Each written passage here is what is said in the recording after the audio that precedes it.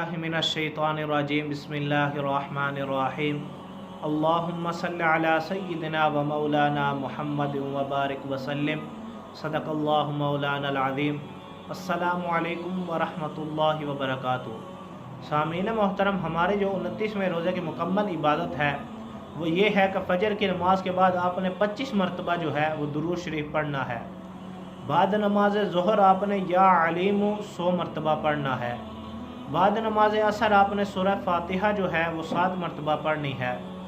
بعد نماز مغرب آپ نے سورہ ال عمران جو ہے آیت نمبر 26 وہ 21 مرتبہ پڑھنی ہے۔ بعد نماز عشاء آپ نے صلاۃ الحاجات پڑھنی ہے، اور اس کا طریقہ ہم ڈسکرپشن میں لنک دے دیں گے، آپ وہاں سے جا کر دیکھ سکتے ہیں۔